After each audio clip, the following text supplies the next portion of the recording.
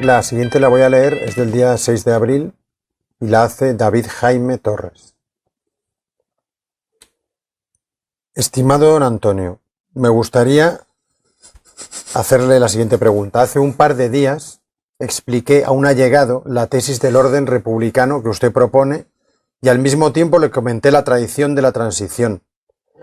La respuesta de esta persona fue que cuando en 1977 se planteó la Constitución, veníamos de una guerra civil donde lucharon dos bandos muy diferentes, sugiriendo que la ruptura democrática era un imposible.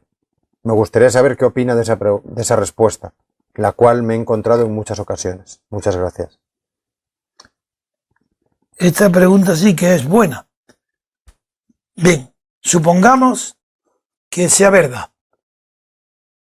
¿Por qué, si es verdad, si hubiera sido verdad que en 1976, al final, la ruptura democrática fuera una tarea imposible? ¿Por qué desde el año 1956 el Partido Comunista estaba defendiendo lo que yo luego llamé ruptura democrática? ¿Por qué defendía un gobierno provisional y la ruptura con el franquismo? ¿Por qué el Partido Socialista en el exilio, mientras estuvo Llopis al frente en Toulouse, decía lo mismo? ¿Por qué no hubo un solo partido de oposición que no dijera que después de Franco, ruptura democrática? ¿Por qué? Si era imposible, ¿éramos todos idiotas? ¿Todos perseguíamos una meta imposible? No. Eso no es verdad. Esa persona que dice eso no estaba, como yo, en contacto permanente con todas lo que se llamaba fuerzas vivas, los amigos de la sociedad, las fuerzas, sí, que son ¿quién? La banca, la industria, grande, los militares, sí, los generales. ¿Pero qué sabéis? ¿Cómo atrevéis a pensar cosas que no sabéis? A posteriori se justifica la traición de los partidos diciendo que era imposible. A posteriori, no antes. Antes todo el mundo lo veía posible. Y luego, ¿pero qué sabéis que Santiago Carrillo inventó el ruido de sables? ¿Pero qué es eso? ¿Acaso Santiago Carrillo tenía una fuente de información de los militares distinta de mí? Era yo el único que tenía contacto directo con prácticamente todos los capitanes generales, tenientes generales, con todos, y con el director general de la seguridad y de la Guardia Civil.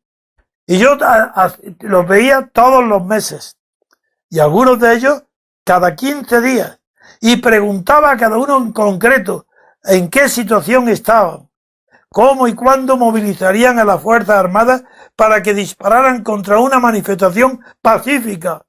Y todos me respondían igual, que eso era imposible, que no dispararían nunca. Y eso yo se lo transmitía a Santiago Carrillo. Y Santiago Carrillo, ¿por qué? ¿Por qué Santiago Carrillo, cuando visita a Suárez y pisa por primera vez alfombras rojas del poder, por qué entonces se hace monárquico?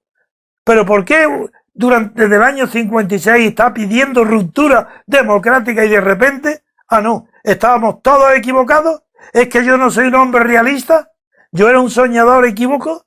Era un abogado de primera fila. Estaba en contacto con las grandes empresas, jueces, magistrados. ¿Pero qué sabéis lo que decís? Yo hago una conferencia en el Paraninfo en el año 94 sobre la República, año 94, Paraninfo de San Bernardo. Acuden más de 2.000 personas en pleno Madrid.